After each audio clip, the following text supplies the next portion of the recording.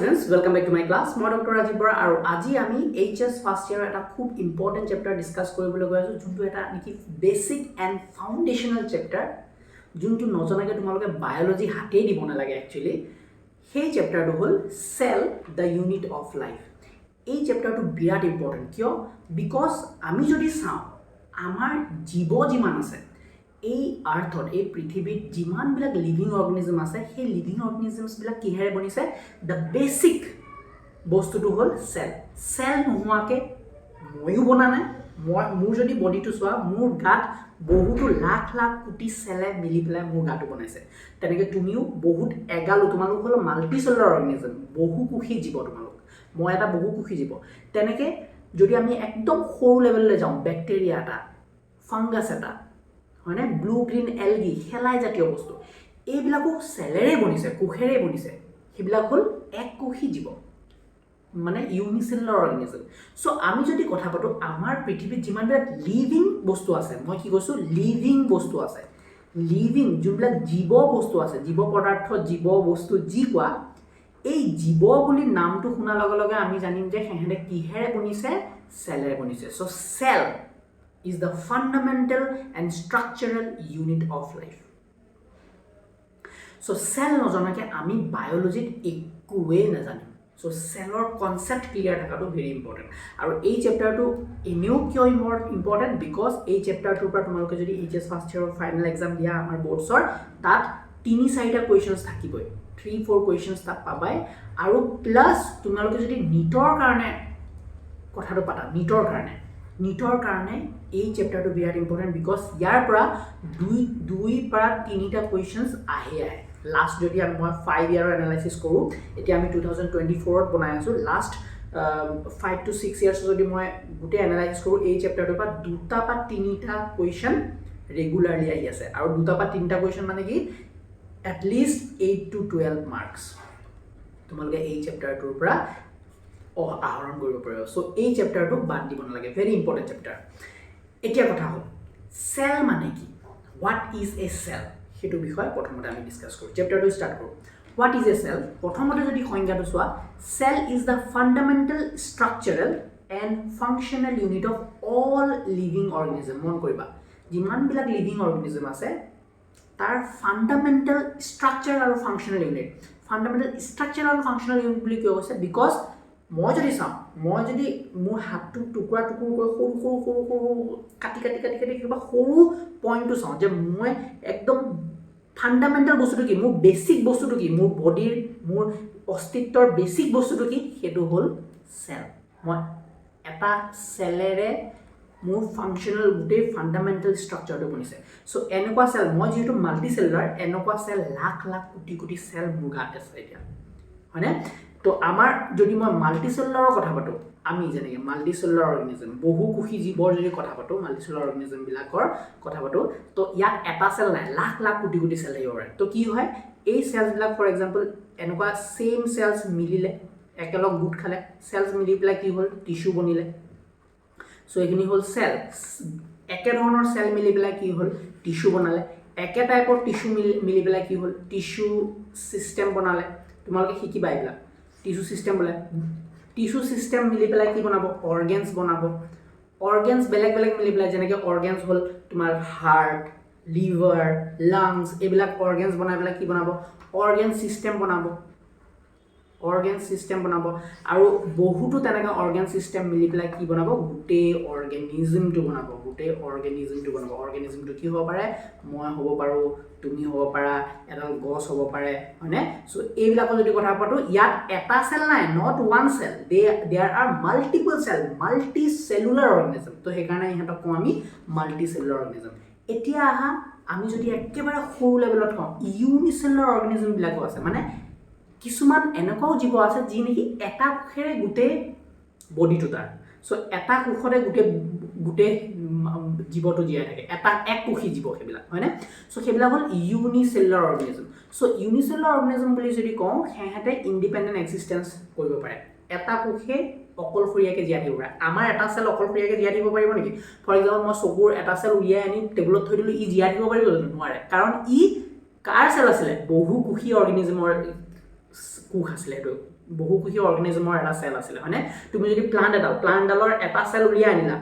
পাতৰ এটা সেল চিঙি আনি পেলাই এনেকৈ টেবুলত থৈ দিলা ই জিয়াই থাকিব পাৰিব ইণ্ডিপেণ্ডেণ্টলি এক্সিষ্ট কৰিব পাৰিব নোৱাৰে কিন্তু আমি যদি এটা ব্যাকটেৰিয়াৰ কথা পাতো if we talk about a bacteria if we talk about a blue green algae if we talk about a protista so এইবিলাক হল এককোষী জীৱ ইউনিসেলুলাৰ অৰ্গেনিজম সো এহেতে কি কৰিব পাৰে অকলশৰে গুটে এটা সেলে গুটে জীৱন যাপন কৰিব পাৰে আৰু ইয়াত কি হ'ব performing the essential function of life এহেতে এটা কোষ হলেও এই কোষটোৱে ৰিপ্ৰডাকচন কৰিব এই কোষটোৱে গ্ৰোথ কৰিব এই কোষটোৱে ৰেসপিৰেচন কৰিব গুটেখিনি এটা সেলৰ ভিতৰতে হ'ব পাৰে বুজিলা সো হেতুৱে কৈছে নেক্সট আমি সেলৰ বিষয়ে জনাৰ আগতে তিনিজন সাইন্টিষ্টৰ নামটো দিমাগত সোমাই লোৱাটো বহুত ভাল কোন তিনিজন সাইন্টিষ্ট প্ৰথম হ'ল ৰবাৰ্ট হুক নেক্সট হ'ল এন্টন ভন লিউইনহুক আৰু থাৰ্ড জন হ'ল ৰবাৰ্ট ব্ৰাউন ওকে ৰবাৰ্ট আছে দিগদাৰ নিদিবা ভুল নকৰিবা প্ৰথমজন হ'ল ৰবাৰ্ট হুকে কি কৰিছিলে তেওঁ 1665ত চনটো স্যাৰ মনত ৰাখিব লাগিব না লাগিব 1665ত তেওঁ কি কৰিছিলে প্ৰথমবাৰৰ কাৰণে ফাৰ্স্ট টাইম ইন লাইফ সেলৰ ডিসকভাৰ কৰিছিলে বাট এই যোনটো সেল আছিলে এই সেলটো আছিলে এটা ডেড সেল কি সেল ডেড সেল আছিলে ডেড সেল কোৰ পৰা ডেড সেলটো চাইছিলে উলিয়াইছিলে ডেড সেলটো গছৰ বাকলি দেখিছেনে যেতিয়া ডাঙৰ গছৰ বাকলি থাকে এই বাকলিখিনিত এটা স্পেশাল টাইপ অফ সেল থাকে হেতুকো আমি কৰ্ক সেল তে এই কৰ্ক সেলটো ক'ত দেখা পাওঁ আৰু তোমালোকে যদি চোৱা আটৰবিলাক দেখিছা আটৰৰ যোনটো ওপৰত খপটো আছে সেই খপটো কৰ্ক সেল দি বনায় আৰু এই কৰ্ক সেল বিলাককে আমাৰ ৰবাৰ্ট হুকে চাইছিলে ৰবাৰ্ট হুকে কি কৰিছিলে এই কৰ্ক সেল বিলাক আনিছিলে গছৰ বাকলিৰ পৰা উলিয়াই আনিছিলে সৰুকে স্লাইচ কৰিছিলে পাতলকে আৰু এই মাইক্ৰোস্কোপৰ তলত চাইছিলে তেতিয়া চাওঁতে তেওঁ কি দেখিলে তেওঁ চাওঁতে এনেকুৱা কিছুমান ষ্ট্ৰাকচাৰ দেখা পালে এনেকুৱা এই আমাৰ মৌচাক বিলাক দেখিছে নে মৌচাকৰ নিচিনা এনেকৈ ষ্ট্ৰাকচাৰ কিছুমান দেখা পালে আৰু তেওঁ দেখিলে যে এই মৌচাকৰ নিচিনা ষ্ট্ৰাকচাৰ বিলাক দেখিবলৈ দেখোন এই সৰু তম্বুতৰি যে মানুহবিলাক যে অঘৰী টাইপৰ যে মানুহবিলাক যোনবিলাক মানে কি বুলি কওঁ মুনি সুনি সাধু সন্তবিলাক যে তম্বুতৰিবিলাক যে ফিল্ডত থাকে তো তেনেকুৱা মংকবিলাক তেনেকৈ থাকে সো সেইবিলাকৰ নিচিনা আৰু তেওঁৰ ভাষাত এইবিলাকক কয় কি চেলা বুলি কি বুলি কয় চেলা আৰু এই শব্দটোৰ পৰাই ফাইনালি সেলৰ নামকৰণ কৰা হ'ল যে এইবিলাক হ'ল সেল যে কৰ্ক সেলছ বিলাক প্লান্টৰ যদি আমি আকৃতি চাওঁ প্লান্টছৰ সেল বিলাকত কিবা সেলা টাইপৰ বস্তু লাগে এনেকুৱা আকৃতি দি বনিছে হেতে তো পিছলে আমি হেতুত নামকৰণ কি কৰিলো সেল নামকৰণ কৰিলো নেক্সট সাইন্টিষ্ট হ'ল এন্টন ভন লিউইনহুক তেওঁ 1674ত কেতিয়া 1674ত তেওঁ প্ৰথমবাৰৰ কাৰণে লাইভ সেল ডিসকভাৰ কৰিছিলে লাইভ সেল তেওঁ প্ৰথমবাৰৰ কাৰণে লাইভ সেল ডিসকভাৰ মনত ৰাখিবা আমাৰ যোনজন ৰবাৰ্ট হুকে সেলৰ ডিসকভাৰী ফাৰ্স্ট টাইমৰ কাৰণে কৰিছিলে বাট সেই সেলটো ডেড সেল আছিলে মনত থাকিবনে ৰবাৰ্ট হুকে প্ৰথমবাৰৰ কাৰণে ডিসকভাৰ কৰা সেলটো হৈছিলে ডেড সেল প্লান্টৰ বাকলিৰ পৰা সেলটো ওলাইছে প্লান্টৰ বাকলি হ'ল একচুয়ালি ইউজুৱেলি ডেড বস্তুৰে বনিছে ডেড সেলছ তাৰপিছত আমাৰ এন্টন ভন লিউইনহুকে যেতিয়া সেলছৰ ডিসকভাৰী কৰিবলৈ ওলালে তেওঁ ফাৰ্স্ট টাইমৰ কাৰণে কি হ'ল লাইভ সেলছ বিলাক ডিসকভাৰ কৰিলে ক'ত ডিসকভাৰ কৰিলে তেওঁ কি কৰিছে পুখুৰীৰ পানী এনেকৈ গ্লাছৰ সৰু স্লাইড বুলি কয় গ্লাছৰ স্লাইডত লৈ পেলাই নিজে বনোৱা মাইক্ৰোস্কোপ ইউজ কৰি পেলাই কি কৰিছিলে তেওঁ পুখুৰীৰ পৰা আনা পানীবিলাক লেতেৰা পানী দি পেলাই এনেকৈ চাইছিলে মাইক্ৰোস্কোপৰ তলত তেওঁ দেখিছিলে যে কিছুমান ধৰণৰ অৰ্গেনিজম এনেকৈ ঘূৰি ফুৰে মানে সৰুবিলাক এনেকৈ লকপক হিলি ফুৰে যিহেতু হিলি আছিলে তেওঁ প্ৰথমবাৰৰ কাৰণে লাইভ সেল দেখা পাইছিলে আণ্ডাৰ এ মাইক্ৰোস্কোপ ফাইনেলি আমি যদি কথা পাতো ৰবাৰ্ট ব্ৰাউনে ইন 1831 নিউক্লিয়াছৰ ডিসকভাৰী কৰিছিলে সো এই তিনিজন সাইন্টিষ্ট বিৰাট ইম্পৰ্টেণ্ট ভিডিঅ'টো পজ কৰা মনত ৰাখা এই তিনিজন সাইন্টিষ্টৰ বহুত ইম্পৰ্টেণ্ট এমচিকিউ আহে নিটৰ কাৰণে হয়নে আৰু তোমালোকৰ বৰ্ডছৰ এক্সামৰ কাৰণে বহুত discovered nucleus Robert brown okay so মনত থাকিব নেক্সট হ'ল মই তোমালোকৰ ফটোগ্ৰাফ হিচাপে লৈ আনিছোঁ যাতে তোমালোকৰ মনত ৰাখিবলৈ সহজ হওক এজন হ'ল ৰবাৰ্ট হুক যোনে ফাৰ্স্ট টাইমৰ কাৰণে সেলৰ ডিসকভাৰী কৰিছিলে বাট এই সেলটো কিহৰ সেল আছিলে this was a dead cell মৰা সেল আছিলে আৰু কি কৰিছিলে তেওঁ এনেকুৱা ধৰণৰ ষ্ট্ৰাকচাৰ দেখাইছে দেখিছেনে মৌচাকৰ নিচিনা আৰু ইয়াক নাম কি দিছিলে তেওঁ সেলা নাম দিছিলে আৰু সেলাৰ পৰা ফাইনালি কি গৈছিলে সেলৰ নামটো আহিলে ওকে নেক্সট সাইন্টিষ্টজন আছিলে এন্টন ভন লিউইনহক দেখিছেনে তেওঁ পুখুৰীৰ পানী আনি পেলাই তেওঁ নিজে সজা মাইক্ৰোস্কোপ এটো নিজে সজা মাইক্ৰোস্কোপ তাত তলত চাইছিলে দেখিছিলে যে এনেকুৱা কিবা বস্তু দেখোন হিলি থাকে আৰু হিলি থাকিছিলে ইয়াৰ পৰাই তেওঁ লাইভ সেল প্ৰথমবাৰৰ কাৰণে দেখা পাইছিল for the first time in the human race প্ৰথমবাৰৰ কাৰণে কোনবাই সেল জিয়া সেল এটা দেখিছিলে পুখুৰী পানীত তো সেইজন আছিলে এন্টন ভন লিউইনহক তাও সেই অবজাৰভেশন বিলাক তেওঁ নিজৰ কিতাপত ধুনীয়াকৈ আঁকি বাকি উঠিছিলে সো এইবিলাক হ'ল এন্টন ভন লিউইনহকৰ অবজাৰভেশনস নেক্সট হ'ল ৰবাৰ্ট ব্ৰাউন ইন 1831 তেওঁ কিহৰ ডিসকভাৰি কৰিছিলে নিউক্লিয়াছটো ক'ত ডিসকভাৰি কৰিছিলে ইনসাইড এ প্লান্ট সেল তাৰপিছত লাহে লাহে সেলৰ ডিসকভাৰি শুৰু হ'ল বেলেগ সেলৰ ভিতৰত আৰু কি আছে হেবিলাকৰ ডিসকভাৰি হ'ল সেলৰ ভিতৰত গোলগি এপাইৰাছ আছে এন্ডোপ্লাজমিক ৰেটিকুলাম আছে মাইটোকন্ড্ৰিয়া আছে ক্লোৰোপ্লাষ্ট আছে সেলৰ ওপৰত সেল ওয়াল আছে কিমান যে নতুন বস্তু তাৰপিছত ডিসকভাৰি হ'ল কিন্তু সেই নতুন বস্তুবিলাক ডিসকভাৰি হবলে এই সিম্পল মাইক্ৰোস্কোপ বিলাকে হ'ব জানো নহব সেইবিলাকৰ কাৰণে কি হ'ল হাই এন্ড ইলেক্ট্ৰন মাইক্ৰোস্কোপৰ সৃষ্টি হ'ল লাহে লাহে মাইক্ৰোস্কোপৰ যোনটো ৰিজলভিং পাৱাৰ যোনটো মানে ভিউইং কেপাসিটি হেতু আৰু ৰিফাইন হ'বলৈ ধৰিলে তেতিয়াহে আমি সেলৰ ধুনীয়াকে ইন্টাৰনেল ষ্ট্ৰাকচাৰ বিলাকো বহুত ক্লিয়াৰলি দেখিব পালো আৰু এতিয়া যদি আজি প্ৰেজেন্ট টাইমত চোৱা তোমালোকে আমি সেল বিলাক 3D লেভেলত চাব পাৰো একদম 3 ইমান সৰু মাইক্ৰন লেভেলত সাইজৰ সেলো আমি একদম কম্পিউটাৰ ডাঙৰ স্ক্ৰিনত 3D মডেলত আমি চাব পাৰো সো কিমান এডভান্স হৈ গল এতিয়াৰ পৰা এতিয়ালে হয়নে এতিয়া আমি চাই লওঁ NCERT লিখা কথাখিনি মই এতিয়া যিমানখিনি বুজালো এইখিনি ফাৰ্স্ট প্যাৰাগ্ৰাফত আছিল আৰু ফাৰ্স্ট প্যাৰাগ্ৰাফৰ NCERT খিনি আমি ফলো কৰি পেলাই চাই লম যে বস্তুখিনি মিলিছে নে নাই আমি কোৱা বস্তুখিনি ইয়াত কি কৈছে so when you look around you see both living and non living things হয় আমি দেখিবা বহুত living and non living thing আছে এটো non living এটো মাউস তো non living মানে মই লিভিং মানে মুছৰ মই কোন আছে হেটো এটা লিভিং সো মই যদি ভাবো so you must have wondered and asked yourself তুমি হয়তো ভাবিছা কেতিয়াবা আৰু সুধিছা নিজকে যে what is it that makes an organism living or what is it that an inanimate thing does not have which living things has তুমি হয়তো নিজকে সুধিব মই জানো নাই কোটা চাগে ইমান আমি নেভাবই হয় না সেই কাৰণে আমি সাইন্টিস্ট নহয় মানে সাইন্টিস্ট যদি হল হয় কোনবা তেতিয়া হেৰে ভাবে যে কি বস্তু যে এটা লিভিং আৰু নন লিভিং থিংছত কোনে পৃথক কৰে কেনেকুৱা কি বস্তু আছে এটা নন লিভিং থিংছত আৰু এটা লিভিং থিংছত যি নেকি পৃথক কৰে সো দা আনসাৰ ইজ হে আনসাৰটো কি যে living organism ki thake the cell the answer to this is the presence of the basic unit of life the cell in all living organism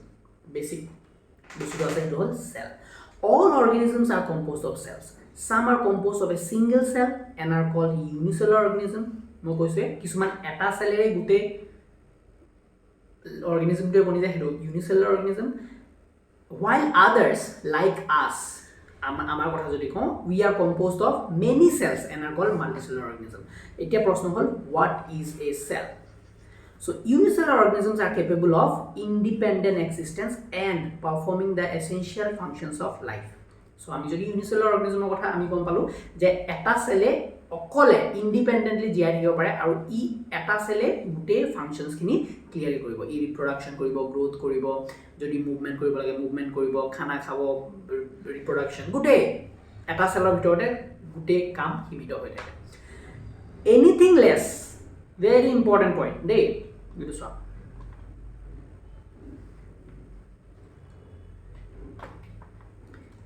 anything less than a complete structure of a cell does not ensure independent living কি কোনে চাই এটো বুজাই দিওকচোন for example এটো এটা prokaryotic cell এটো এনিউ cell to simple ইয়াত কি আছে ইয়াৰ ভিতৰত খালি আছে DNA খিনি কিছুমান ৰাইবোজোমস আছে এটো এটা ফ্লেজিলা আছে কেতিয়াবা সিলিয়া ফিম্ব্ৰি এবিলাক থাকে হয় না আৰু ইনক্লুশন বডিজ কিছুমান থাকে বিৰাট সিম্পল স্ট্ৰাকচাৰ ভিতৰত মাল বস্তু একো নাই এতিয়া আহা মই এটা ইউক্যাৰিওটিক সেল যদি আপো এটা মই ইউক্যাৰিওটিক সেল সাইডতে ৰাখিছো ইউক্যাৰিওটিক সেল সাধাৰণতে ডাঙৰ হয় সো ইউক্যাৰিওটিক সেলটো মই অলপ ডাঙৰকৈ ৰাখিছো ইউক্যাৰিওটিক সেলত বহুত আছে ফৰ এক্সাম্পল ইয়াত নিউক্লিয়াছ আছে হয়নে মাজতে নিউক্লিয়াছ এটা বা ডাঙৰ মানে নিউক্লিয়াছৰ ভিতৰত ডিএনএ আছে ইয়াত ডিএনএ ফৰ এক্সাম্পল তাৰপিছত নিউক্লিয়াছৰ উপৰিও ইয়াত পাবা তোমালোকে মাইটকন্ড্ৰিয়া এইটো মাইটকন্ড্ৰিয়া ৰাখিছোঁ মই ধুনীয়াকৈ মাইটকন্ড্ৰিয়া তাৰপিছত ইয়াত হ'ল এণ্ডোপ্লাজমিক ৰেটিকুলাম এয়া এণ্ডোপ্লাজমিক ৰেটিকুলাম তাৰপিছত গোলগি বডিজ ফৰ এক্সাম্পল ৰাইব'জোম হয়নে লাইচ'জোম এই বহুতো বস্তু এই লাইনটোৱে কি কথা কৈছে সেইটো মন কৰিবা দেই এই লাইনটোৱে কি কয় what does this mean anything less than a complete structure of a cell does not ensure independent living মন কৰিবা ফৰ এক্সাম্পল এইটো এটা সেল এইটো এটা প্ৰক্যাৰিঅটিক সেল হয়নে এই প্ৰক্যাৰিঅটিক সেলটোৱে ইন্ডিপেন্ডেন্টলি মানে কাৰো ওপৰত নিৰ্ভৰ নোহোৱাকৈ ই অকলে জীয়াই থাকিব পাৰে ওকে বাট মই যদি কওঁ যে নহয় এই ইয়াৰ পৰা যদি মই ডিএনএ খিনি উলিয়াই আনো ফৰ এক্সাম্পল ইয়াৰ ডিএনএ খিনি মই উলিয়াই আনিলো এতিয়া সেলটো জীয়াই থাকিব পাৰিবনে নোৱাৰে বাট ডিএনএ খিনি এক্সট্ৰাকে উলিয়াই আনাৰ পিছত জীয়াই থাকিব পাৰিবনে নোৱাৰে কিয় বিকজ এতিয়া সেলটো কমপ্লিট হৈ থকা নাই বিকজ ইয়াৰ মেইন বস্তুটো নাই ভিতৰত মই যদি সিমিলাৰলি এটা ইউক্যাৰিঅটিক সেলৰ কথা কওঁ ইউক্যাৰিঅটিক সেলত বহুত বস্তু আছে হয়নে ভিতৰত বহুত মাল বস্তু আছে ফৰ এক্সাম্পল এইটো এটা মাইটকন্ড্ৰিয়া মই যদি কওঁ নহয় তোৰ এগালো বস্তু আছে হ'ব দে তই মাইটকন্ড্ৰিয়াটো নোহোৱাকৈ জীয়াই থাক মই মাইটকন্ড্ৰিয়াটো উলিয়াই যদি আনো উলিয়াই আনি পেলাই মই টেবুলত থৈ দিওঁ মাইটকন্ড্ৰিয়াটো উলিয়াই পেলাই মই পেলাই দিওঁ তেতিয়া সেলটো জীয়াই থাকিব পাৰে নে নোৱাৰে এই বহুতো মাইটকন্ড্ৰিয়া থাকে সেইটো বেলেগ কথা কিন্তু মই যে এটাই মাইটকন্ড্ৰিয়া আছে সেইটো মাইটকন্ড্ৰিয়াটো যদি ওলাই আনি মই মাইটকন্ড্ৰিয়াটো সাইডত থৈ দিওঁ আৰু মাইটকন্ড্ৰিয়াটো কমপ্লিট এতিয়া তই অকলে জীয়াই থাকি দেখুৱাচোন ইণ্ডিপেণ্ডেণ্টলি তই এক্সিষ্ট কৰচোন নোৱাৰে এইটো কাৰণ ই কমপ্লিট এটা ষ্ট্ৰাকচাৰ নহয় ইয়াৰ এক্সিষ্টেঞ্চটো কমপ্লিট নহয় বা এই ইউনিচেল এইটো যোনটো আমাৰ ইউক্যাৰিঅটিক সেল আছে মই যদি নিউক্লিয়াছটো উলিয়াই আনো আৰু কওঁ বোলো এতিয়া তুমি জীয়াই থাকাচোন সেলটো ই ইণ্ডিপেণ্ডেণ্ট এক্সিষ্টেঞ্চ কৰিব পাৰিব নে নোৱাৰে বিকজ সেই সেলটো কমপ্লিট তেতিয়া হ'ব যেতিয়া তাৰ ভিতৰত গোটেইখিনি মাল বস্তু সযতনে আছে গোটেইখিনি মাল বস্তু আছে so this is what the line mean anything less than a complete cell complete structure of cell complete structure মানে ইউক্যাৰিঅটিক ক্ষেত্ৰত তাত নিউক্লিয়াছ থাকিব লাগিব মাইটকন্ড্ৰিয়া থাকিব লাগিব যদি হেতু প্লান্ট সেল ক্লোৰোপ্লাষ্ট থাকিব লাগিব ৰাইবোজোম থাকিব লাগিব গোলগি বডিজ থাকিব লাগিব গোটেইখিনি থাকিব লাগিব আৰু আমাৰ যদি প্ৰক্যাৰিঅটিক সেলৰ ভিতৰত কথা কওঁ প্ৰক্যাৰিঅটিক সেলৰ ডিএনএ থাকিব লাগিব ইনক্লুশন বডিজ থাকিব লাগিব ৰাইবোজোম থাকিব লাগিব সেইবিলাক যি লাগে সেলটো জীয়াই থাকিবলৈ এই গোটেইখিনি কিন্তু থাকিবই লাগিব তেতিয়াহে সেল এটা ইণ্ডিপেণ্ডেণ্টলি এক্সিষ্ট কৰিব পাৰিব বুজিলা এতিয়া চোৱা Hence, cell is the fundamental structure and functional unit of all living organisms. এই কারণে কয় যে cell এটা হল mitochondria এটা বুলি কোৱা নাই mitochondria is not a structural and functional unit of life but a complete cell is the functional and structural unit of life বুজি পালা সো এই cells বিলাক মিলিহে তাৰপিছত তোমাৰ গোটেই organismটো বনাব গোটেই লিভিং organism বিলাক বনিব okay Next point to hold Anton von Leeuwenhoek first saw and described a live cell. Mo koisilo dead cell kone discover korisile agbar repetition dia Robert Hooke. Kiman sonot 1665.